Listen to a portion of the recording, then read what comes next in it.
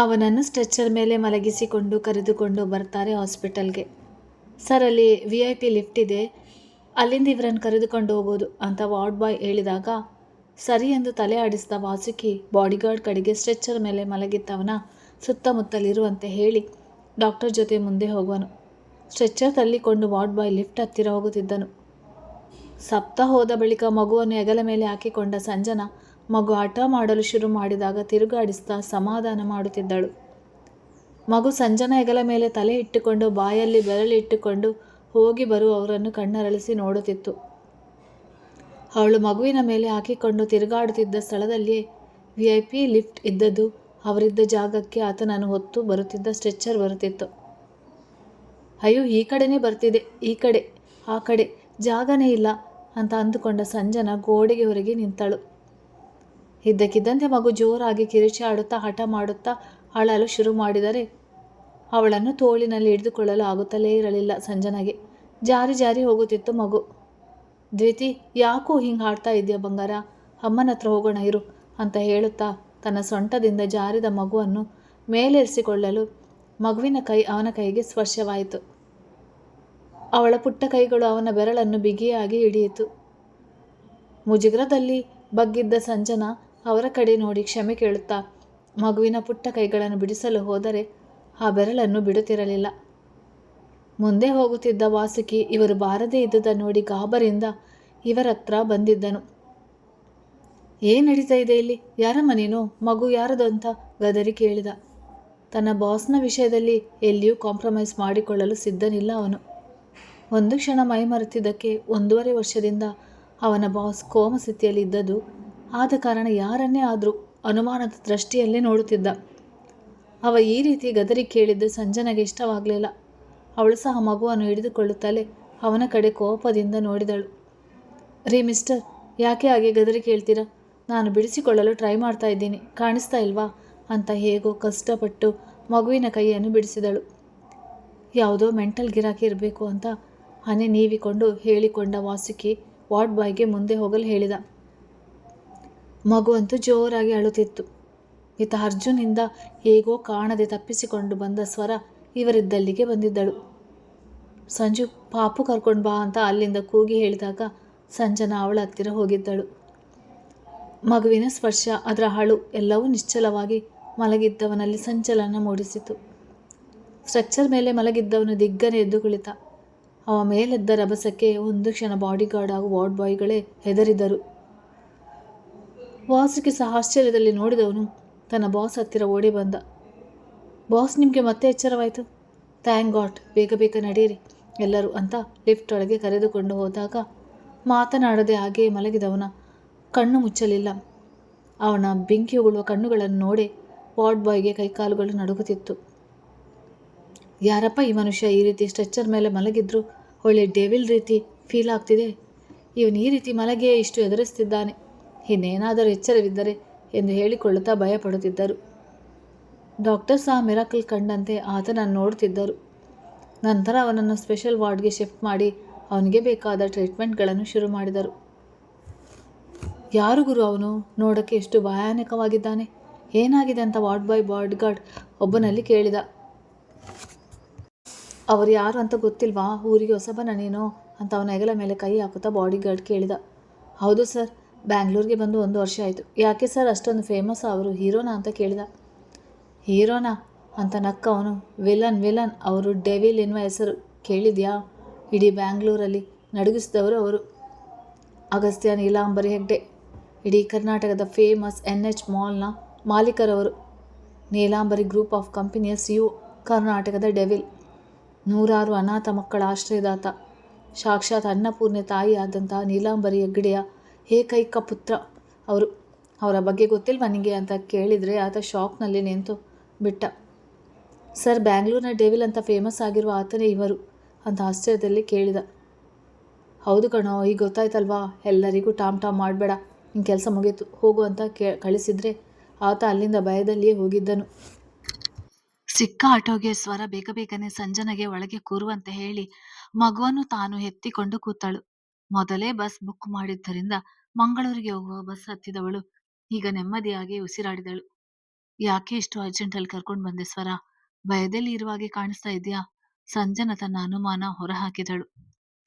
ಅದು bus miss ಆಗುತ್ತೆ ಅಂತ ಕರ್ಕೊಂಡು ಬಂದೆ ಅಷ್ಟೇ ಅಂತ ತಡವರಿಸಿ ಹೇಳುವವಳು. ನೋ, ನೀನ್ ನನ್ನಿಂದ ಏನೋ ಮುಚ್ಚಿಡ್ತಾ ಇದ್ಯಾ? ಬ್ಯಾಂಗ್ಳೂರ್ ಅಂದ್ರೆ ಇಷ್ಟೊಂದು ಭಯ ಪಡೋದು ಯಾಕೆ? ನೀನು ಹುಟ್ಟಿ ಬೆಳ್ದದ್ದು ಇಲ್ಲೇ ತಾನೆ? ನಿನ್ನ ಪಾಸ್ಟ್ ಅಲ್ಲಿ ಏನಾದ್ರೂ ನಡೆದಿದ್ಯಾ? ಸ್ವರ ನನ್ನತ್ರ ಕೂಡ ಹೇಳಿಕೊಳ್ಳಲ್ವಾ ಎಂದು ಗಂಭೀರವಾಗಿ ಹೇಳಿದಳು. ಐ ಆಮ್ ಸಾರಿ ಸಂಜು, ಈಗ ಸದ್ಯಕ್ಕೆ ಹೇಳುವ ಪರಿಸ್ಥಿತಿಯಲ್ಲಿ ನಾನಿಲ್ಲ. ಮಂಗಳೂರಿಗೆ ಹೋದ್ಮೇಲೆ ನನ್ನ ಜೀವನದಲ್ಲಿ ಏನೇನ್ ನಡೆದಿದೆ ಎಲ್ಲವನ್ನು ಹೇಳ್ತೀನಿ ಅಂತ ಕಣ್ಣೀರ್ ಹಾಕಿದಳು. ಸರಿ ಸರಿ, ಆಯ್ತು, ಐ ಆಮ್ ಸಾರಿ, ಈಗ ಕಣ್ಣೀರ್ ಹಾಕ್ಬೇಡ ಎಂದು ಹೇಳಿ ಸಮಾಧಾನ ಮಾಡಿದಳು. ಬಸ್ ಬ್ಯಾಂಗ್ಳೂರು ಬಿಟ್ಟು ಮಂಗಳೂರಿನ ಕಡೆ ಹೊರಟಿತ್ತು. ಇದನ್ನೆಲ್ಲ ಅವಳ ನಿಂಬಾಲಿಸಿ ಬಂದಿದ್ದ ಸಪ್ತ ಆಶ್ಚರ್ಯದಲ್ಲಿ ನೋಡಿದಳು. ಹಾಸ್ಪಿಟಲ್ ಅಲ್ಲಿ ಗಂಡನ ಹುಡುಕುತ್ತಾ ಹೊರಟ ಸಪ್ತ ಸ್ವರ ಹಠ ಹತ್ತುತ್ತಾ ಇರುವುದನ್ನು ನೋಡಿದವಳು ಫಾಲೋ ಮಾಡಿಕೊಂಡು ಬಂದಿದ್ದಳು. ಅಂದ್ರೆ ಈ ಮಗು ಸ್ವರಳದ? ಅಂದ್ರೆ ಸ್ವರ ಅವತ್ತು ಅಬೋಷನ್ ಮಾಡಿಸ್ಕೊಳ್ಳಿಲ್ವಾ? ಅವಳ ಕೊರಳಲ್ಲಿ ತಾಳಿ ಇರ್ಲಿಲ್ಲ ಅಂದ್ರೆ ಅವಳಿಗೆ ಮದ್ವೆ ಸಹ ಆಗಿಲ್ಲ ಅಂದ್ಮೇಲೆ ಆ ಮಗು ಖಂಡಿತ ಅವನದೇ. ರಾಕ್ಷಸ ಎಲ್ಲಿ ಅಡಗಿ ಕೂತಿದ್ದಾನೋ ಏನೋ. ಇವನೊಬ್ಬನಿಂದ ನಮ್ಮೆಲ್ಲರ ಲೈಫ್ ಹಾಳಾಯ್ತು. ಇದೇ ಕಾರಣಕ್ಕೆ ಸ್ವರ ನಮ್ಮಿಂದ ದೂರ ಇರಲು ಬಯಸ್ತಿರೋದು ಎಂದು ಅಂದುಕೊಂಡವಳು ಗಂಡನ ಕಾಲ್ ಬಂದಾಗ ಗಡಿಬಿಡಿಯಲ್ಲಿ ಹಾಸ್ಪಿಟಲ್ ಕಡೆ ಹೋಗಿದ್ದಳು. ಎಲ್ಲೋಗಿದೆ ಸಪ್ತಾ? ಅವಳು ಬಂದ ಕೂಡಲೇ ಕೋಪದಿಂದ ಪ್ರಶ್ನಿಸಿದ. ಅರ್ಜುನ್ ಇಲ್ಲೇ ಫ್ರೆಂಡ್ಸ್ ಸಿಕ್ಕಿದ್ರು, ಮಾತಾಡ್ತಾ ಇದ್ದೆ, ಬಾ ಹೋಗೋಣ ಅಂತ ಕರೆದೊಯ್ದಳು. ಮಧ್ಯರಾತ್ರಿ ಅಷ್ಟೊತ್ತಿಗೆ ಮಂಗಳೂರು ತಲುಪಿದ ಸ್ವರ ಮಗಳೊಂದಿಗೆ ತಾನಿರುವ ಬಾಡಿಗೆ ಮನೆ ಕಡೆ ಹೋಗುವಳು. ಸಂಜನಾ ಅವಳ ಮನೆಗೆ ಹೋಗಿದ್ದಳು. ಮಗುವನ್ನು ಬೆಡ್ ಮೇಲೆ ಮಲಗಿಸಿ ಅದರ ಸುತ್ತ ಸೊಳ್ಳೆ ಪರದೆ ಇಳಿಬಿಟ್ಟಳು. ಬೆಚ್ಚಗಿನ ನೀರಿನಲ್ಲಿ ಸ್ನಾನ ಮುಗಿಸಿ ಬಂದವಳು ಟೊಮೆಟೊ ಚಿತ್ರಾನ್ನ ಮಾಡಿ ಮಗುವಿಗೆ ಮೈ ಹೊರಸಿ ಹಾಲು ಕುಡಿಸಿ ತಾನು ಸಹ ಊಟ ಮಾಡಿ ಮಲಗಿದಳು. ದಿಂಬಿಗೆ ತಲೆ ಕೊಟ್ಟಳು ಅಷ್ಟೇ, ಕಣ್ಣು ಮುಚ್ಚಿರಲಿಲ್ಲ. ಬರೀ ಅವನ ಯೋಚನೆಯೇ ಕಿತ್ತು ತಿನ್ನುತ್ತಿತ್ತು. ಹೇಗಿದ್ದಾರ ಅವರು? ನಾನು ಊರು ಬಿಡುವ ಮೊದಲು ಹಾಸ್ಪಿಟಲ್ಗೆ ಹೋಗಿ ನೋಡಿಕೊಂಡು ಬಂದಿದ್ದೆ ಕೊನೆ. 1.5 ವರ್ಷದ ಮೇಲೆ ಆಯ್ತು ಅವರ ಮುಖ ನೋಡಿ. ಈಗ ಮೊದಲಿನಂತೆ ಇರಬಹುದು ಅನಿಸುತ್ತೆ. ನನ್ನನ್ನು ಕ್ಷಮಿಸಿದ್ದಾರೆ ಅವರು. ಇರ್ಬೇಕು, ಅದಕ್ಕೆ ನನ್ಗೆ ಶಿಕ್ಷೆ ಕೊಡದೆ ನನ್ನ ಪಾಡಿಗೆ ನನ್ನನ್ನು ಬಿಟ್ಟಿದ್ದಾರೆ. ಇಲ್ಲ ಅಂದಿದ್ರೆ ಯಾವಾಗಲೂ ಹೆಣ ಆಗಿರುತ್ತಿದ್ದೆ. ನನ್ ಮಗು ಇರುವ ವಿಚಾರ ಅವರಿಗೆ ಯಾವುದೇ ಕಾರಣಕ್ಕೂ ಗೊತ್ತಾಗ್ಬಾರ್ದು. ಅಯ್ಯೋ, ನಾನ್ಯಾಕೆ ಅವರ ಬಗ್ಗೆ ಇಷ್ಟೊಂದು ಯೋಚಿಸ್ತಾ ಇದ್ದೇನೆ? ಅವರಿಗೆ ನಾನೇನಲ್ಲ. ಹೌದು, ಅವರು ನನ್ನ ನಡುವೆ ಏನೂ ಅಲ್ಲ. ಏನೇನೋ ಇಲ್ಲ ಅಂತ ಮೌನವಾಗಿ ಕಣ್ಣೀರು ಮಿಡಿದವಳು ತನ್ನ ಹಳೆ ಕಾಲೇಜ್ ಬ್ಯಾಗ್ ಓಪನ್ ಮಾಡಿ ಅದರಲ್ಲಿದ್ದ ಫೋಟೋನ ನೋಡಿ ಎದೆಗೆ ಒತ್ತಿಕೊಂಡು ಮಲಗಿದಳು. ಮರುದಿನ ಮುಂಜಾನೆ ಅಷ್ಟೊತ್ತಿಗೆ ಎದ್ದವಳು ಬಚ್ಚಲಿಗೆ ಹೋಗಿ ನೀರು ಕಾಯಿಸಿ ಅದು ಬಿಸಿ ಆಗುವಷ್ಟರಲ್ಲಿ ತಿಂಡಿ ರೆಡಿ ಮಾಡಿ ಮಗುವಿಗೂ ಸ್ನಾನ ಮಾಡಿಸಿ ಹೊಟ್ಟೆ ತುಂಬಿಸಿ ತಾನು ರೆಡಿಯಾಗಿ ತಿಂಡಿನ ಬಾಕ್ಸಿಗೆ ಹಾಕಿಕೊಂಡು ಪಕ್ಕದ ಮನೆ ಅಜ್ಜಿ ಹತ್ರ ಮಗಳನ್ನು ಬಿಟ್ಟು ಆಫೀಸ್ಗೆ ಹೋಗುವಳು. ಮಂಗಳೂರಿನ ಪ್ರತಿಷ್ಠಿತ ಕಂಪನಿಯಲ್ಲಿ ವರ್ಕ್ ಮಾಡ್ತಿದ್ದಳು. ಅವಳು ಮಂಗಳೂರಿಗೆ ಬಂದಾಗ 5 ತಿಂಗಳ ಗರ್ಭಿಣಿ. ಇಂಜಿನಿಯರ್ ಓದಿ ಒಂದೆರಡು ಕಡೆ ಕೆಲಸ ಮಾಡಿರುವ ಅನುಭವವಿದ್ದ ಕಾರಣ ಕಂಪನಿಯಲ್ಲಿ ಕೆಲಸ ಸಿಕ್ಕಿತ್ತು. ಅದಾದ ನಂತರ ಅಲ್ಲೇ ಬಾಡಿಗೆ ಮನೆ ಮಾಡಿ ಜೀವಿಸಲು ಶುರು ಮಾಡಿದಳು. ಅಲ್ಲೇ ಅವಳಿಗೆ ಸಿಕ್ಕಿದ್ದು ಸಂಜನಾ. ಕಂಪನಿಯಲ್ಲಿ ಶುರುವಾದ ಇವರಿಬ್ಬರ ಗೆಳೆತನ ಇಲ್ಲಿ ತನಕ ಬಂದಿದೆ. ಸ್ವರಗೆ 5 ತಿಂಗಳು ಬಾಣಂತನ ಮಾಡಿದ್ದು ಸಂಜನಳ ತಾಯಿಯೇ. ಅವರು ಸಹ ಸ್ವರನ ತನ್ನ ಸ್ವಂತ ಮಗಳಾಗಿ ನೋಡಿಕೊಳ್ಳುವರು. ಮಗುವಿಗೆ 6 ತಿಂಗಳು ತುಂಬಿದ ನಂತರ ಮತ್ತೆ ವಾಪಸ್ ತಾನಿದ್ದ ಬಾಡಿಗೆ ಮನೆಗೆ ಬಂದಿದ್ದಳು. ಎಷ್ಟೋ ಬಾರಿ ಸಂಜನಾ ತಾಯಿ ಯಶೋಧ ಅವರು ನಮ್ ಜೊತೆಗಿರಲು ಹೇಳಿದ್ರೆ ಕೇಳದೆ ಮಗಳ ಜೊತೆ ಒಂಟಿಯಾಗಿ ಜೀವಿಸ್ತಾ ಇದ್ದಾಳೆ. ಅಕ್ಕಪಕ್ಕದವರು ಗಂಡ ಯಾರು ಅಂತ ಕೇಳಿದಾಗ ಹೆದರಿದ್ದಳು. ಅವಳು ಮದುವೆ ಆಗಿಲ್ಲ ಅಂದ್ಮೇಲೆ ಗಂಡ ತಾನೇ ಎಲ್ಲಿಂದ ಬರುವನು? ನಂತರ ಅವಳಿಗೆ ಹೊಳೆದದ್ದು ಮಗು ಇರುವುದಕ್ಕೆ ಗಂಡನ ಬಗ್ಗೆ ಕೇಳ್ತಾ ಇದ್ದಾರೆ ಎಂದು. ನಂತರ ಗಂಡ ಆರ್ಮಿಯಲ್ಲಿದ್ದಾರೆ ಅಂತ ಸುಳ್ಳು ಹೇಳುವಳು. ಮಗುವನ್ನು ಪಕ್ಕದ ಮನೆ ಅಜ್ಜಿ ಹತ್ರ ಬಿಟ್ಟು ಆಫೀಸ್ ಕಡೆ ಹೋಗುವಳು. ಆಫೀಸ್ ಒಳಗೆ ಬಂದ ಸ್ವರ್ಣ ನಗುಮುಖದಿಂದ ಎಲ್ಲರಿಗೂ ಗುಡ್ ಮಾರ್ನಿಂಗ್ ಹೇಳುತ್ತಾ ತನ್ನ ಜಾಗದಲ್ಲಿ ಹೋಗಿ ಕುಳಿತುಕೊಂಡಳು. ಅವಳ ಆಫೀಸ್ಗೆ ಬಂದದ್ ನೋಡಿದ ಅಟೆಂಡರ್ ಅವಳ ಹತ್ತಿರ ಹೋಗುವನು. ಓ ಸ್ವರ ಮೇಡಮ್, 3 ದಿನದಿಂದ ಪತ್ತೆ ಇರ್ಲಿಲ್ಲ, ಎಲ್ಲೋಗಿದ್ರಿ ಮೇಡಮ್, ಯಾಕೆ ಏನಾಯ್ತು ಅಂತ ಕೇಳುವನು. ಅದು ಸ್ವಲ್ಪ ಬ್ಯಾಂಗ್ಳೂರ್ನಲ್ಲಿ ಕೆಲಸ ಇತ್ತು, ಅದಕ್ಕೆ 3 ದಿನ ರಜೆ ಹಾಕಿದ್ದು ಅಂತ ಹೇಳಿದವಳು ತನ್ನ ಮುಂದೆ ಇದ್ದ ಕಂಪ್ಯೂಟರ್ ಆನ್ ಮಾಡಿದಳು. ಹೌದಾ, ಸರಿ ಸರಿ ಮೇಡಮ್, ನೀವು ಬಂದ ತಕ್ಷಣ ಚೇಂಬರ್ಗೆ ಕಳಿಸ್ಬೇಕಂತ ಬಾಸ್ ಇಂದ ಆರ್ಡರ್ ಆಗಿದೆ, ಹೋಗಿ ಕರೆಯುತ್ತಿದ್ದಾರೆ ಅಂತ ಅಟೆಂಡರ್ ಚಿಕ್ಕ ಹೇಳುವನು. ಓ ಹೌದಾ, ಸರಿ, ನಾನು ಏನು ಅಂತ ಕೇಳ್ಕೊಂಡ್ ಬರ್ತೀನಿ ಅಂತ ಹೇಳಿ ಎದ್ದು ತನ್ನ ಬಾಸ್ ಕೇಬಿನ್ಗೆ ಹೋಗುವಳು. ಹಾ ತಾತಯ್ಯ, ನಿಮ್ಮ ಪುಟ್ಟಿ ಇವತ್ತು ಆಫೀಸ್ಗೆ ಬರ್ಬೋದು. ಅಟೆಂಡರ್ಗೆ ಹೇಳಿದ್ದೇನೆ ಬಿಡಿ, ಆಫೀಸ್ಗೆ ಬಂದ್ರೆ ಕಳಿಸು ಅಂತ. ಓಕೆ ಓಕೆ, ಅವರ ಜೊತೆ ಮಾತಾಡ್ತೀನಿ. ಸರಿ, ಆಯ್ತು, ಓಕೆ ಓಕೆ, ಮನೆಗೆ ಬಂದ್ಮೇಲೆ ಮಾತಾಡೋಣ ಬಿಡಿ ತಾತಯ್ಯ. ಸರಿ, ನಾನು ಕಾಲ್ ಇಡ್ತೀನಿ ಅಂತ ಹೇಳಿದವನು ಕಾಲ್ ಕಟ್ ಮಾಡಿ ಲ್ಯಾಪ್ಟಾಪ್ ಹಿಡಿದ. ಆತ ಜೀವನ್ ಹೆಗ್ಡೆ, ಹೆಗ್ಡೆ ಗ್ರೂಪ್ ಆಫ್ ಕಂಪನಿಯ MD. ಮೇ ಕಮಿಂಗ್ ಸರ್ ಅಂತ ಬಾಗಿಲನ್ನು ನಾಕ್ ಮಾಡಿ ಮೃದುವಾದ ದನಿಯಲ್ಲಿ ಕೇಳಿದಳು. ಎಸ್ ಕಮಿಂಗ್ ಮಿಸ್ ಸ್ವರ. ಅಲ್ಲಲ್ಲ ಮಿಸ್ಸಸ್ ಅಲ್ವಾ? ನೀವು ಬನ್ನಿ ಮೇಡಮ್ ಒಳಗಡೆ ಅಂತ ಆತ ಕರೆಯುವನು. ಸರ್ ಹೇಳಿ ಕಳಿಸಿದ್ರಂತೆ, ಅಟೆಂಡರ್ ಚಿಕ್ಕ ಅವರು ಬಂದು ಹೇಳಿದ್ರು ಅಂತ ಕೇಳುವಳು. ಸ್ವರ ಮೇಡಮ್, ನಿಮ್ಮ ಮಗುದು ಆಪರೇಷನ್ ಆಗಿತ್ತಲ್ಲ, ಅದು LIC ಎಲ್ಲ ಕ್ಲಿಯರ್ ಆಗಿದೆ ಅಲ್ವಾ? ಹಾಗೆ ನಮ್ಮ ಕಂಪನಿ ಕಡೆಯಿಂದ ಈಗ ಫರ್ಮ್ಗೆ ಸೈನ್ ಮಾಡಿಬಿಡಿ. ಇನ್ಯಾವ ತೊಂದರೆ ಇಲ್ಲ. ಹಾಗೆ ತಾತಯ್ಯ ಹೇಳಿದ್ರು ನಿಮ್ಗೆ ಈ ಹಣವನ್ನು ಕೊಡಲು, ತೆಗೆದುಕೊಳ್ಳಿ ಅಂತ ಹೇಳಿದಾಗ ಮುಜುಗರದಲ್ಲಿ ಆ ಹಣವನ್ನು ತೆಗೆದುಕೊಂಡಳು. Thank you sir, thank you so much. ದೊಡ್ಡ ಬಾಸ್ಗೆ ನನ್ನ ಕಡೆಯಿಂದ ಥ್ಯಾಂಕ್ ಯು ಹೇಳ್ಬಿಡಿ ಎಂದು ಭಾವುಕಳಾಗಿ ಹೇಳುವಳು. ಅಯ್ಯೋ, ನೀವಿಲ್ಲಿಂದ ಥ್ಯಾಂಕ್ಸ್ ಹೇಳಿದ್ರೆ ನಿಮ್ ದೊಡ್ಡ ಬಾಸ್ಗೆ ಹೇಗೆ ತಲುಪುತ್ತೆ? ಒಂದು ಕೆಲಸ ಮಾಡಿ, ದೊಡ್ಡ ಬಾಸ್ಗೆ ಇಷ್ಟವಾಗುವವರನ್ನು ಮನೆಗೆ ಕರೆದುಕೊಂಡು ಬನ್ನಿ ಅಂತ ನಗುತ್ತಾ ಹೇಳಿದ್ರೆ ಅವನ ಕಡೆ ಸ್ವರ ಗೊಂದಲದಲ್ಲಿ ನೋಡಿದಳು. ಐ ಮೀನ್, ನಿಮ್ಮ ಪಾಪುನ ಕರ್ಕೊಂಡ್ ಬನ್ರಿ. ನಮ್ ತಾತಂಗೆ ನಿಮ್ ಪಾಪು ಅಂದ್ರೆ ಪಂಚಪ್ರಾಣ. 3-4 ದಿನ ಆಯ್ತು ಪಾಪುನ ನೋಡಿ ಅಂತ ಯಾವಾಗ್ಲೂ ನನ್ನ ಗೋಳೈಕೊಳ್ತಾ ಇರ್ತಾರೆ. ಸಂಜೆ ಆಫೀಸ್ ಕೆಲಸ ಮುಗಿದ ನಂತರ 1 ಗಂಟೆ ಪಾಪುನ ಮನೆಗೆ ಕರೆದುಕೊಂಡು ಬನ್ನಿ ಅಂತ ಹೇಳುವನು. ಸರಿ ಸರ್, ಹಾಗೆ ಮಾಡ್ತೀನಿ. ಇನ್ನೇನಾದ್ರೂ ಇದ್ಯಾ ಅಂತ ಕೇಳಿದಾಗ ಇಲ್ಲ ಎಂದು ತಲೆ ಆಡಿಸಿದ. ಮತ್ತೊಮ್ಮೆ ಥ್ಯಾಂಕ್ ಯು ಹೇಳಿ ಅಲ್ಲಿಂದ ತನ್ನ ಜಾಗಕ್ಕೆ ಬಂದು ಕುಳಿತುಕೊಂಡಳು. ಹಾಯ್ ಬೇಬಿ, ಎಷ್ಟೊತ್ತಲ್ಲಿ ಬಂದೆ? ನೀನ್ ಬೇಬಿನ ಪಕ್ಕದ ಮನೆ ಅಜ್ಜಿ ಹತ್ರ ಬಿಟ್ಟು ಬಂದಿದ್ಯಾ ಅಂತ ಸ್ಟೈಲ್ ಆಗಿ ಕೇಳುತ್ತಾ ಸಂಜನಾ ಬಂದು ತನ್ನ ಜಾಗದಲ್ಲಿ ಕುಳಿತುಕೊಂಡಳು. ಮಾಮೂಲಿ ಟೈಮ್ಗೆ ಬಂದೆ ಸಂಜು. ಹೌದು, ಪಾಪುನ ಪಕ್ಕದ ಮನೆ ಅಜ್ಜಿ ಹತ್ರ ಬಿಟ್ಟು ಬಂದಿದ್ದೇನೆ. ನೀನೇನು ಇವತ್ತು ಇಷ್ಟು ಬೇಗ ಬಂದಿದ್ಯಾ ಅಂತ ಕೇಳ್ತಾ ತಾನು ರೆಡಿ ಮಾಡ್ಬೇಕಿದ್ದ ಫೈಲ್ ಕರೆಕ್ಷನ್ ಮಾಡುತ್ತಾ ಕೂರುವಳು. ಅಯ್ಯೋ, ನನ್ನ ಅಮ್ಮ ಯಶು ಇದ್ದಾರಲ್ಲ, ಬೇಬಿ ಕಳಿಸ್ಬಿಟ್ರು. ಆರಾಮವಾಗಿ ನಿದ್ದೆ ಮಾಡಿಕೊಂಡು ನಿಧಾನಕ್ಕೆ ಬರ್ತಾ ಇದ್ದೆ. ಇವತ್ತು ಸಂಜೆ ಹೋಗಿ ಮತ್ತೆ ನಿದ್ದೆ ಮಾಡ್ತೀನಿ. ಇವತ್ತು ಏನಾದ್ರೂ ನಿಂಗೆ ಪ್ಲಾನ್ ಇದೆಯಾ? ಪಾನಿಪುರಿ ಪಾರ್ಟಿ ಮಾಡೋಣ ಅಂತ ಕೇಳಿದ್ಲು. ಸಾರಿ ಸಂಜು, ಅದು ದೊಡ್ಡ ಬಾಸಿಂದ ಆರ್ಡರ್ ಬಂದಿದೆ. ಪಾಪುನ ಅವರ ಮನೆಗೆ ಕರ್ಕೊಂಡು ಹೋಗ್ಬೇಕಂತೆ, ಅದಕ್ಕೆ ಇವತ್ತು ಆಗೋಲ್ಲ. ಭಾನುವಾರ ಒಟ್ಟಿಗೆ ಬೀಚ್ ನೋಡಿಕೊಂಡು ನಿನ್ನ ಪಾನಿಪುರಿ ಪಾರ್ಟಿಯನ್ನು ಮಾಡೋಣ, ಸರಿನಾ ಅಂತ ಹೇಳಿದಾಗ ಖುಷಿಯಲ್ಲಿ ಸರಿ ಎಂದು ತಲೆ ಆಡಿಸಿದ ಸಂಜನಾ ತನ್ನ ಕೆಲಸ ಮಾಡುತ್ತಾ ಕೂತಳು. ಡಾಕ್ಟರ್, ನಮ್ ಬಾಸ್ ಹೇಗಿದ್ದಾರೆ? ಆರಾಮವಾಗಿದ್ದಾರಾ? ಏನು ತೊಂದರೆ ಇಲ್ಲ ಅಲ್ವಾ ಅಂತ ವಾಸುಕಿ ಹೊರ ಬಂದ. ಡಾಕ್ಟರ್ ಕೈ ಹಿಡಿದು ಪ್ರಶ್ನಿಸಿದ. ಮಿಸ್ಟರ್ ವಾಸುಕಿ, ನಿಮ್ಮ ಪರಿಸ್ಥಿತಿ ನಮ್ಗೆ ಅರ್ಥ ಆಗುತ್ತೆ. ಸ್ವಲ್ಪ ಕೂಲ್ ಆಗಿ. ಯಾಕೆ ಇಷ್ಟು ಟೆನ್ಷನ್ ಮಾಡ್ಕೊಳ್ತೀರಾ? 1 ವರ್ಷದ ನಂತರ ಕೋಮದಿಂದ ಅವರು ಹೊರ ಬಂದಿದ್ದಾರೆ. ಆಲ್ ಆಫ್ ಸಡನ್ ಆಗಿ ಎದ್ದು ಓಡಾಡಕ್ಕೆ ಆಗೋಲ್ಲ. ಫಿಸಿಕಲಿ ಅವರು ಫಿಟ್ ಆಗ್ಬೇಕು. ಈಗ ಅವರಿಗೆ ಪ್ರಜ್ಞೆ ಬಂದಿದೆ ಹಾಗೂ ಮಾತು ಸಹ ಆಡುತ್ತಿದ್ದಾರೆ. ಆದ್ರೆ ಅವರು ಫಿಸಿಕಲ್ ಆಗಿ ಫಿಟ್ ಆಗಲು ಡಯಟ್ ಟೀಮ್ ಹಾಗೂ ಫಿಸಿಯಾಲಜಿ ಟೀಮ್ ಅವರನ್ನು 1 ತಿಂಗಳು ನೋಡಿಕೊಳ್ತಾರೆ. ಆ 1 ತಿಂಗಳಲ್ಲಿ ಅವರು ಪೂರ್ತಿಯಾಗಿ ಹುಷಾರಾಗ್ತಾರೆ. ಡೋಂಟ್ ವರಿ ಅಂತ ಹೇಳಿದಾಗ ಡಾಕ್ಟರ್ಗೆ ಧನ್ಯವಾದ ಹೇಳಿದವನು ವಾರ್ಡ್ ಒಳಗೆ ಬಂದಿದ್ದ. ಬಾಸ್ ಎಂದು ಕಣ್ಣು ತುಂಬಿಕೊಂಡು ಕರೆಯುವನು. ಫ್ಯಾನ್ ತಿರುಗುತ್ತಿದ್ದ ಕಡೆ ದಿಟ್ಟಿಸಿ ನೋಡಿದ ಆತ ತನ್ನ ಪ್ರಿಯ ಬಂಟನ ಧ್ವನಿಗೆ ಅತ್ತ ಕಡೆ ನೋಡಿದ. ಬೇಟೆಗಾಗಿ ಕಾದಿರುವ ಸಿಂಹದ ಹಸಿವಿನಂತೆ ಕಾಣುತ್ತಿದ್ದ ಅವನ ಕಣ್ಣೋಟ. ವಾಸುಕಿ ಅಂತ ಅವನ ಬಾಯಿಂದ ಹೊರಬಿದ್ದಿತ್ತು. ತನ್ನ ಹೆಸರನ್ನು ಅವನ ಬಾಯಲ್ಲಿ ಕೇಳಿ ಸಂತೋಷಗೊಂಡವನು ಓಡಿ ಹೋಗಿ ಮಂಡಿಯೂರಿ ಕುಳಿತು ಬೆಡ್ ಮೇಲಿದ್ದವನ ಕೈಯನ್ನು ತನ್ನ ಹಣೆಗೆ ಒತ್ತಿಕೊಂಡ. Finally David is back. ಈ ಧ್ವನಿಯನ್ನು ಕೇಳಿ ಎಷ್ಟು ದಿನವಾಗಿತ್ತು ಬಾಸ್? ಇನ್ನೇನು ತೊಂದರೆ ಇಲ್ಲ, ನೀವು ವಾಪಸ್ ಹುಷಾರಾದ್ರಲ್ಲ, ಅಷ್ಟೇ ಸಾಕು. ಇನ್ನೇನ್ ಬೇಡ. ಇನ್ನು ಗುಳ್ಳೆ ನರಿಗಳಿಗೆ ಪಾಠ ಕಲಿಸುವುದಷ್ಟೇ ಬಾಕಿ ಇರುವುದು. ಬೇಗ ರಿಕವರಿ ಆಗಿ ಬಾಸ್ ನಿಮ್ಮನ್ನು ಈ ಸ್ಥಿತಿಗೆ ತಂದ 1 ನರಿಯನ್ನು ಸಹ ಸಂಹಾರ ಮಾಡ್ಬೇಕು ನೀವು ಅಂತ ವಾಸುಕಿ ರೋಷದಲ್ಲಿ ಹೇಳುವನು. ಕೂಲ್ ಚಿನ್ನ, ಯು ಡೋಂಟ್ ವರಿ. ಅಗಸ್ತ್ಯ ನೀಲಾಂಬರಿನ ಮುಟ್ಟಿ ತಪ್ಪು ಮಾಡಿದ್ದಾರೆ. ಅವರೆಲ್ಲರಿಗೂ ನರಕ ದರ್ಶನ ಮಾಡಿಸದೆ ಸುಮ್ಮನಿರ್ತೇನಾ? You don't worry. 1 ತಿಂಗಳು ಬೇಕು ನಾನು ದ ಒರಿಜಿನಲ್ ಡೆವಿಲ್ ಆಗಿ ಬದಲಾಗಲು. ಅಲ್ಲಿಯ ತನಕ ನನಗೆ ನಾನು ಕೋಮದಲ್ಲಿದ್ದಾಗ ಏನೆಲ್ಲ ನಡೀತಿದೆ ಅದನ್ನೆಲ್ಲ ಅಪ್ಡೇಟ್ ಮಾಡು ಅಂತ ಕನ್ನಿಂಗ್ ಆಗಿ ನಗುತ್ತಾ ಹೇಳುವನು. ಸರಿ ಬಾಸ್ ಅಂತ ಹೇಳಿದವ 1 ವರ್ಷದಲ್ಲಿ ಏನೇನ್ ನಡೆದಿದೆ ಎಲ್ಲವನ್ನು ಹೇಳುತ್ತಾ ಬರುವನು. ಎಲ್ಲವನ್ನು ಕೇಳುತ್ತಿದ್ದವನಿಗೆ ಯಾವುದೋ ವಿಷಯವನ್ನು ತಿಳಿಯಬೇಕೆನ್ನುವ ಹಂಬಲ ಚಡಪಡಿಕೆ, ಆದ್ರೆ ಕೇಳಲು ಆಗುತ್ತಿಲ್ಲ. ಕೊನೆಗೂ ಗಟ್ಟಿ ಮನಸ್ಸು ಮಾಡಿ ವಾಸುಕಿಯ ಮುಖವನ್ನು ನೋಡಿ ತನ್ನ ಬಾಸ್ನ ಈ ರೀತಿಯ ಕೋರಿಕೆಯ ಮುಖವನ್ನು ನೋಡಿದಾಗಲೇ ಗೊತ್ತಾಯಿತು ತನ್ನ ಬಾಸ್ನ ಮುಂದಿನ ಪ್ರಶ್ನೆ ಏನೆಂದು. ವಾಸು, ಸಪ್ತ ಹೇಗಿದ್ದಾಳೆ? ಶಿ ಇಸ್ ಹ್ಯಾಪಿ ಅಂತ ಪ್ರೀತಿ ತುಂಬಿದ ಕಣ್ಣುಗಳಿಂದ ಕೇಳಿದ ಅವನ ಕಣ್ಣಿನಲ್ಲಿ ಹೊಳೆದ ಹೊಳಪನ್ನೇ ನೋಡುತ್ತಾ ಕಳೆದು ಹೋದ ವಾಸುಕಿ ಹೌದೆಂದು ತಲೆಯಾಡಿಸಿದ.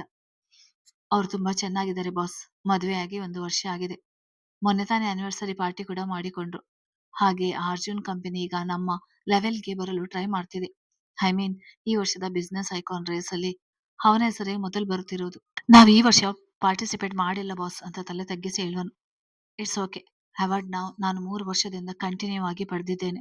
ಈ ಬಾರಿ ಅವಾರ್ಡ್ ಪಡೆಯುವುದಲ್ಲ, ಕೊಡುವುದು, ಅರ್ಥ ಆಯ್ತಾ ಅಂತ ಅರ್ಥಗರ್ಭಿತವಾಗಿ ಹೇಳಿದಾಗ ಸೊಟ್ಟಗೆ ನಕ್ಕ ವಾಸುಕಿ ಸರಿ ಎಂದು ತಲೆ ಆಡಿಸಿ ಯಾರಿಗೋ ಕಾಲ್ ಮಾಡಿದ. ಇವ ಏನೋ ಹೇಳಿದ. ಹತ್ತಲಿನಿಂದ ಖುಷಿಯಿಂದಲೇ ಒಪ್ಪಿಗೆ ಸಿಕ್ಕಿತ್ತು. ಸ್ಟೇಜ್ ರೆಡಿ ಇದೆ ಬಾಸ್, ನಿಮ್ಮ ಗ್ರ್ಯಾಂಡ್ ಹೆಂಡ್ರಿ ಒಂದೇ ಬಾಕಿ ಎಂದು ಹೇಳಿದಾಗ ಸರಿ ಎಂದು ತಲೆ ಆಡಿಸಿದವ ಯಾರದೋ ಮುಖ ಕಣ್ಮುಂದೆ ಬರಲು ಮುಷ್ಟಿ ಕಟ್ಟಿ ತನ್ನ ಕೋಪವನ್ನು ನಿಯಂತ್ರಿಸಿದ. ಯಾರ ಮೇಲೆ ಅವನ ಕೋಪ? ಇಡೀ ಕರ್ನಾಟಕ ಹುಡುಕಿ ಒಂದು ಜಾಗ ಸಹ ಬಿಡ್ಬೇಡಿ, ಅವಳು ಬದುಕಬಾರ್ದು, ಆದಷ್ಟು ಬೇಗ ಅವಳನ್ನು ಹುಡುಕಿ ಎಂದು ಫೋನ್ನಲ್ಲಿ ಕಿರಿಚಿ ಮಾತನಾಡುತ್ತಿದ್ದ ಅರ್ಜುನ್ ರೂಮಿನ ಡೋರ್ ಓಪನ್ ಆದಾಗ ಕಾಲ್ ಕಟ್ ಮಾಡಿ ಹಿಂದೆ ತಿರುಗಿ ನೋಡಿದ. ಅರ್ಜುನ್, ಯಾರನ್ನು ಹುಡುಕಿಸಲು ಹೇಳ್ತಾ ಇದ್ದೀರಾ? ಏನಾದ್ರೂ ಪ್ರಾಬ್ಲಮಾ ಎಂದು ಕೇಳುತ್ತಾ ರೂಮ್ ಒಳಗೆ ಬಂದ ಸಪ್ತ ಗಂಡನ ತಬ್ಬುತ ಕೇಳುವಳು. ಅದು ಅದು ನಮ್ಮ ಆಫೀಸ್ ಸ್ಟಾಫ್ ಫ್ರಾಡ್ ಕೆಲಸ ಮಾಡಿ ಎಸ್ಕೇಪ್ ಆಗಿದ್ದಾನೆ, ಅದಕ್ಕೆ ಹುಡುಕಿಸು ಎಂದು ಹೇಳ್ತಾ ಇದ್ದೆ ಸ್ವೀಟ್ ಆರ್ಟ್ ಎಂದು ಬಾಯಿಗೆ ಬಂದ ಸುಳ್ಳು ಹೇಳಿದ. ಹೌದು ಸರಿ, ಮಾವ ಕರೆಯುತ್ತಾ ಇದ್ದಾರೆ ಬನ್ನಿ, ಈ ವರ್ಷದ ಬಿಸ್ನೆಸ್ ಯೂತ್ ಐಕಾನ್ ಅವಾರ್ಡ್ ನಿಮ್ಗೆ ಬರುತ್ತೆ ಅಂತ ತುಂಬಾ ಖುಷಿಯಲ್ಲಿದ್ದಾರೆ ಎಂದು ಹೇಳುವಳು. ನನ್ನ ಬಹುದಿನದ ಕನಸು ಅದು ಸಪ್ತ, ನಾನು ಆಸೆ ಪಟ್ಟಿದ್ದೆಲ್ಲ ನನಗೆ ಸೇರಬೇಕು ಎಂದು ಕೊನೆ ಮಾತನ್ನು ಒಳಗೆ ನುಂಗಿಕೊಂಡು ಹೇಳಿದವ ಮಡದಿಯ ಜೊತೆ ಹೊರ ಹೋಗಿದ್ದ. ಅರ್ಜುನ್ ಅನ್ನು ಕರೆದುಕೊಂಡು ಹಾಲ್ಗೆ ಬಂದಳು. ಮನೆಯ ಸದಸ್ಯರು ಅರ್ಜುನ್ನ ಗೆಲುವನ್ನು ಸಂಭ್ರಮಿಸುತ್ತಿದ್ದರು.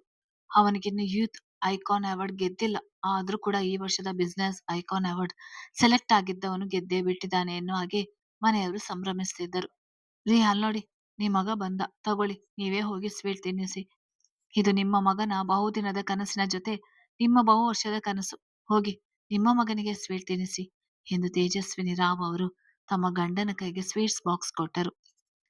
ಹೌದು, ಬಿಸ್ನೆಸ್ ಯೂತ್ ಐಕಾನ್ ಈ ಅವಾರ್ಡ್ ನನ್ನ 20 ವರ್ಷಗಳ ಕನಸು, ನನಗೆ ಸಿಗ್ಲಿಲ್ಲ, ಆದ್ರೆ ಮೊದಲ ಬಾರಿಗೆ ನನ್ನ ಮಗ ಸೆಲೆಕ್ಟ್ ಆಗಿದ್ದಾನೆ, ಜೊತೆಗೆ ಅವಾರ್ಡ್ ಪಡೆಯುತ್ತಾನೆ ಎಂದು ಹೇಳಿದ ಶ್ಯಾಮಸುಂದರ್ ರಾವ್ ಅವರು ಮೆಟ್ಟಿಲಿಳಿದು ಬರುತ್ತಿದ್ದ ಮಗನ ಕಡೆ ಹೋಗಿ ಅವನ ಬಾಯಿಗೆ ಸ್ವೀಟ್ ತಿರುಕಿದರು.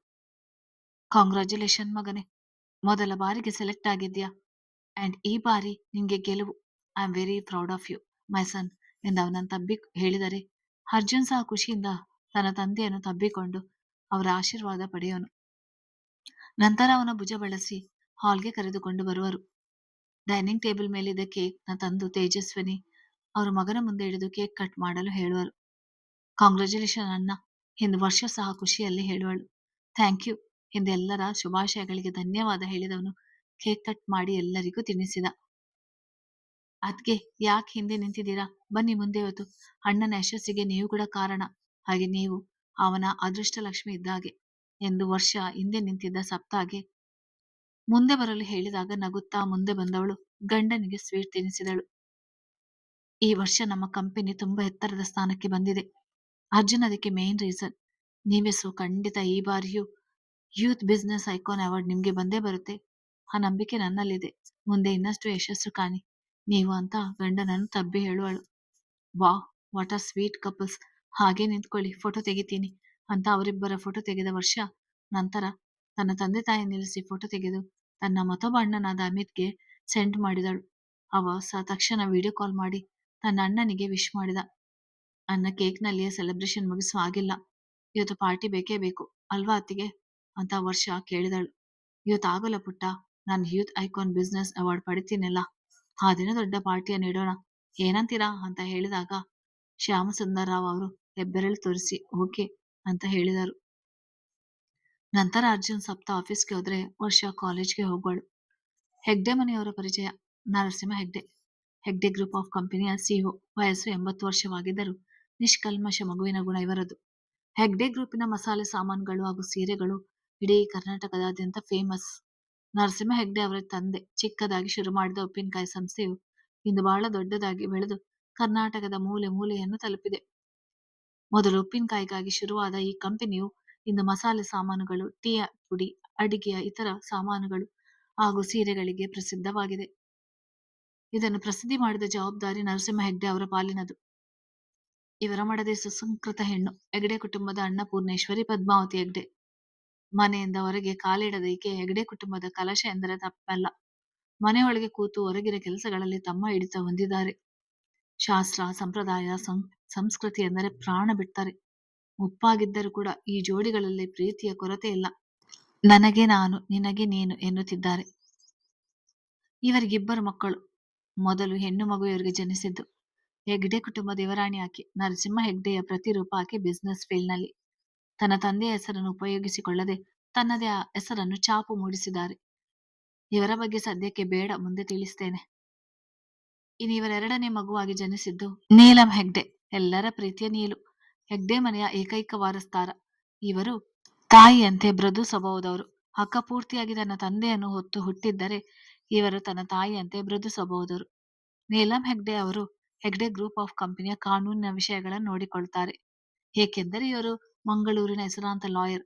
ಎಷ್ಟು ಮೃದು ಸ್ವಭಾವ ಅವರದು, ಅಷ್ಟೇ ಖಡಕ್ ಇವರ ಮಾತು. ನ್ಯಾಯ ಅಂದ್ರೆ ನ್ಯಾಯ. ಕೇಸ್ ಎಷ್ಟೇ ಕಷ್ಟಕರವಾಗಿದ್ದರೂ ತಮ್ಮ ಕಕ್ಷಿದಾರರು ನ್ಯಾಯಯುತವಾಗಿದ್ದರೆ ಆ ಕೇಸ್ ಗೆಲ್ಲದೆ ಇರಲಾರರು. ಇವರ ಮಡದಿ ಪಾರ್ವತಿ, ಈಕೆ ಸಹ ಮೃದು ಸ್ವಭಾವದ ಹೆಣ್ಣು. ಇವರಿಗಿಬ್ಬರು ಮಕ್ಕಳು, ಜೀವನ್ ಹೆಗ್ಡೆ ಹಾಗೂ ಜೀವಿತಾ ಹೆಗ್ಡೆ. ಜೀವನ್ ಈಗ ತನ್ನ ಓದು ಮುಗಿಸಿ ಹೆಗ್ಡೆ ಗ್ರೂಪ್ ಆಫ್ ಕಂಪನಿಯಲ್ಲಿ MD ಆಗಿದ್ದಾನೆ. ಇನ್ನು ಚಿಕ್ಕವಳಾದ ಜೀವಿತ ಈಗ ತಾನೇ PUC ಮೆಟ್ಟಲು ಹೇರಿದಾಳೆ. ಮನೆಯ ಮುದ್ದು ಕೂಸಿವಳು. ಇರಲೀಗ ಕತೆಗೆ ಬರೋಣ. ಸಂಜೆ 5 ಗಂಟೆ ಆಗುತ್ತಿದ್ದಾಗೆ ಆಫೀಸ್ ಅವರ್ಸ್ ಮುಗಿದಿತ್ತು. ಎಲ್ಲರೂ ಒಬ್ಬೊಬ್ಬರಾಗಿದ್ದು ಆಫೀಸಿಂದ ಹೊರಗೆ ಹೋಗ್ತಿದ್ದರು.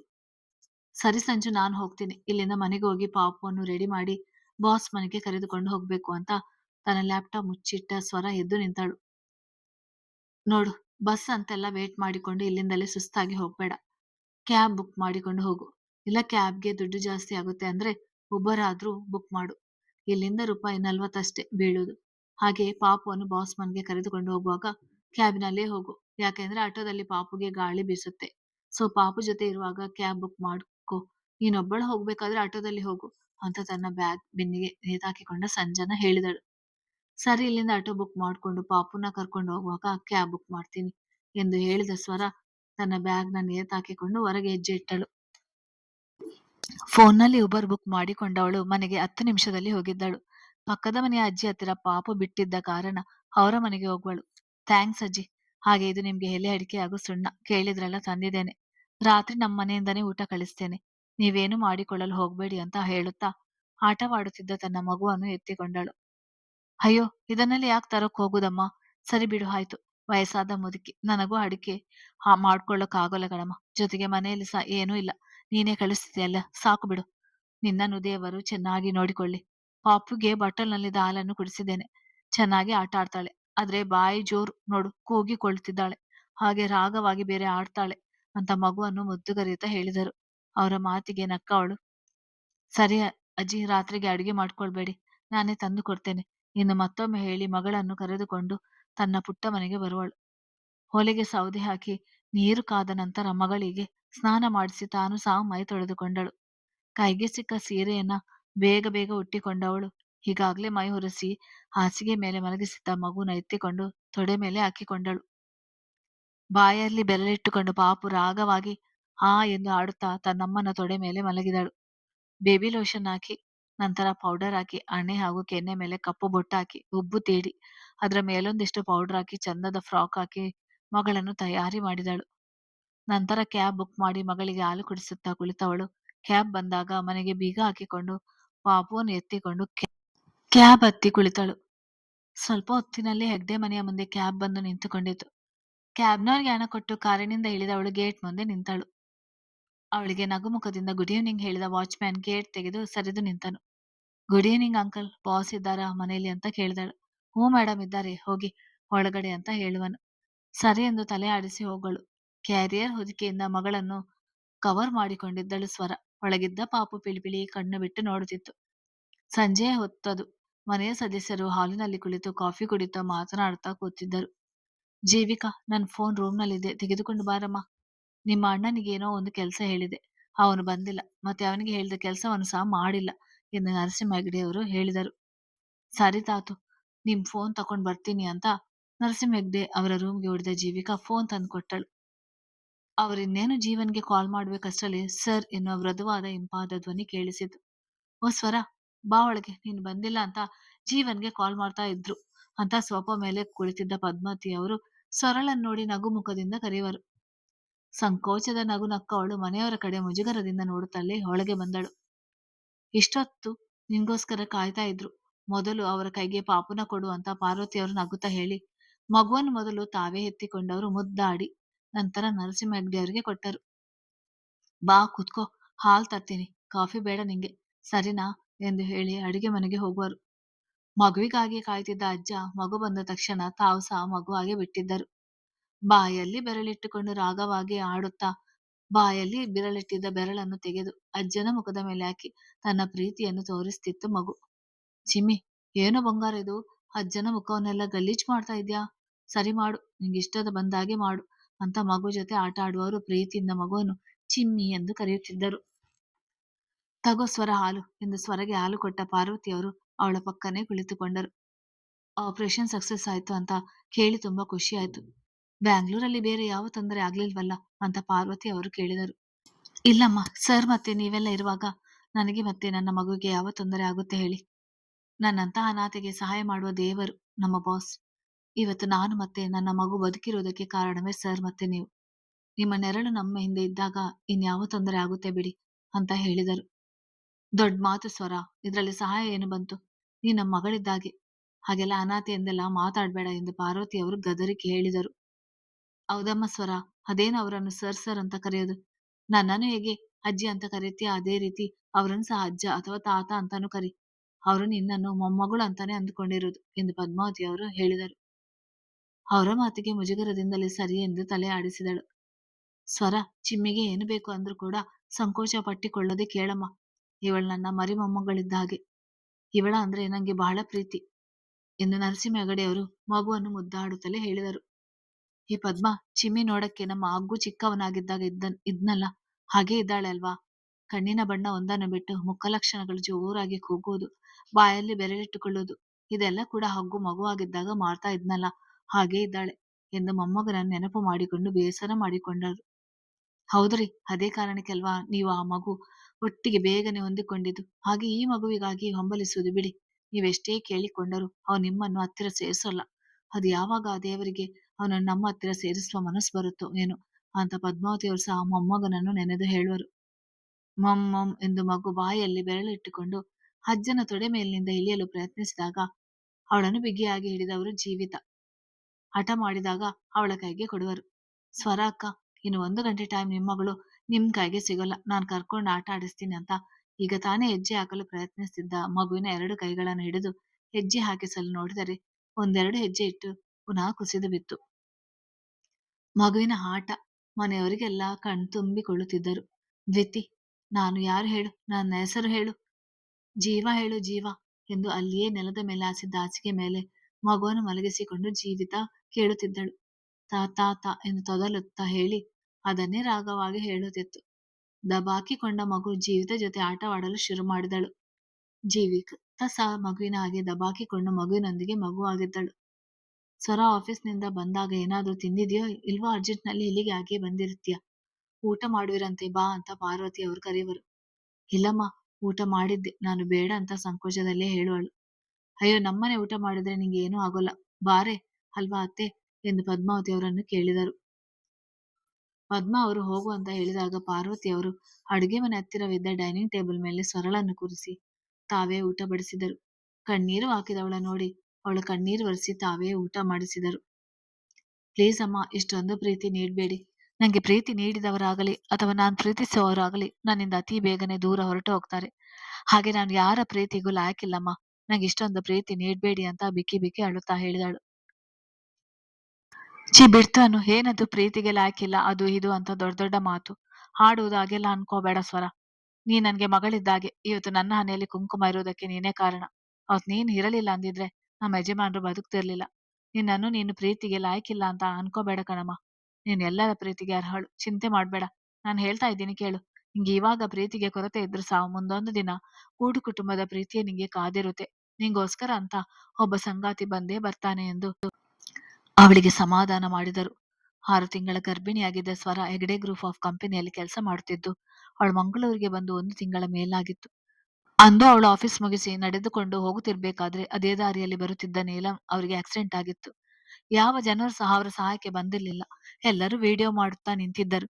ಕೂಡಲೇ ಕಾರ್ಯಪ್ರವೃತ್ತಳಾದ ಸ್ವರ ಆಂಬ್ಯುಲೆನ್ಸ್ಗೆ ಕಾಲ್ ಮಾಡಿ ನೀಲಂ ಅವರನ್ನು ಹಾಸ್ಪಿಟಲ್ಗೆ ಸೇರಿಸಿದ್ದಳು. ಯಾರೋ ನೆಂಟರ ಮದುವೆಯ ಸಲುವಾಗಿ ಮನೆಯವರೆಲ್ಲ ಬೊಂಬಾಯಲ್ಲಿದ್ದರು. ಆ ಸಮಯದಲ್ಲಿ ತನಗೆ ಅಣ್ಣ ಹಾಕಿದ ಬಾಸ್ ಮಗ ಎಂದು ನೀಲಂ ಅವರನ್ನು ಸ್ವರಳೆ ಹಾಸ್ಪಿಟಲ್ 1 ವಾರ ಇದ್ದು ನೋಡಿಕೊಂಡಿದ್ದಳು. ಈ ವಿಷಯ ತಿಳಿದ ನಂತರ ಮನೆಯವರೆಲ್ಲ ಸ್ವರಗೆ ಕೈ ಮುಗಿದಿದ್ದರು. ನಂತರ ಸ್ವರಗೆ ಹೆರಿಗೆಯ ಸಮಯದಲ್ಲಿ ಹೆಗ್ಡೆ ಮನೆಯವರು ಅವಳಿಗೆ ಸಹಾಯ ಮಾಡಿದ್ದು. ಆಫೀಸಲ್ಲಿ ಕೆಲಸ ಮಾಡ್ತಿದ್ದ ಸ್ವರಗೆ 7 ತಿಂಗಳು ತುಂಬಿದ ಸಮಯಕ್ಕೆ ಹೆರಿಗೆ ನೋವು ಶುರುವಾಗಿತ್ತು. ಆ ಸಮಯದಲ್ಲಿ ನರಸಿಂಹ ಹೆಗ್ಡೆ ಅಜ್ಜನೇ ಸ್ವರಳನ್ನು ಹಾಸ್ಪಿಟಲ್ಗೆ ಸೇರಿಸಿ 7 ತಿಂಗಳಿಗೆ ಹುಟ್ಟಿದ ಮಗುವಿಗೆ ಬೇಕಾದ ಚಿಕಿತ್ಸೆ, ಸ್ವರಗೆ ಬೇಕಾದ ಚಿಕಿತ್ಸೆ ಎಲ್ಲವನ್ನು ನೋಡಿಕೊಂಡಿದ್ದರು. ಹಾಸ್ಪಿಟಲಿಂದ ಡಿಸ್ಚಾರ್ಜ್ ಆದ್ಮೇಲೆ ಪಾರ್ವತಿ ಅವರು ತಾನೇ ಸ್ವರ ಬಾಣಂತನ ಮಾಡುವೆ ಎಂದು ಹೇಳಿದಾಗ ಮುಜುಗರಗೊಂಡಿದ್ದ ಸ್ವರ ಬೇಡ ಎಂದು ಸಂಜನಾ ತಾಯಿಯಲ್ಲಿ 5 ತಿಂಗಳ ತನಕ ಬಾಣಂತನ ಮಾಡಿಸಿಕೊಂಡಿದ್ದಳು. ಆದರೂ ಕೂಡ ಪಾರ್ವತಿ ಅವರು, ಪದ್ಮಾ ಅವರು ವಾರಕ್ಕೆ 2 ಬಾರಿಯಾದರೂ ಸಂಜನಾ ಮನೆಗೆ ಹೋಗಿ ಸ್ವರಗೆ ಬೇಕಾದ ಸಾಮಾನುಗಳು, ಮಗುವಿಗೆ ಬೇಕಾದ ಸಾಮಗ್ರಿಗಳು, ಬಟ್ಟೆ ದಿನಸಿ ಸಾಮಗ್ರಿ ಎಲ್ಲವನ್ನು ತೆಗೆದುಕೊಂಡು ಹೋಗಿ ಅವಳಿಗೆ ಹೆಚ್ಚವಾಗಿಯೇ ಕೊಟ್ಟು ಬರುತ್ತಿದ್ದರು. ಇನ್ನು ಮಗು ಅಂತೂ ಮನೆಯವರ ಪುಟ್ಟ ರಾಜಕುಮಾರಿ ಇದ್ದ ಹಾಗೆ. 7 ಗಂಟೆ ಆಗ್ತಾ ಇದ್ದಾಗೆ ಎದ್ದು ನಿಂತ ಸ್ವರ ಹೋಗುವುದಾಗಿ ಹೇಳಿದಳು. ಡ್ರೈವರ್ ಜೊತೆ ಕಾರಿನಲ್ಲಿ ಅವಳು ಮತ್ತೆ ಮಗುನ ಕಲಿಸಿಕೊಟ್ಟರು. ಮನೆಗೆ ಬಂದ ಸ್ವರ ಮಗುನ ಮಲಗಿಸಿ ಬೇಗ ಬೇಗ ಅಡಿಗೆ ಮಾಡಿ ಪಕ್ಕದ ಮನೆಯ ಅಜ್ಜಿಗೆ ಊಟ ಕೊಟ್ಟು ತಾನೂ ಊಟ ಮುಗಿಸಿ ಸ್ವಲ್ಪ ಹೊತ್ತು ಆಫೀಸ್ ಕೆಲಸ ಮುಗಿಸಿ ಮಗಳ ಜೊತೆ ಮಲಗಿದಳು. ಕತೆ ಮುಂದುವರಿಯುತ್ತದೆ.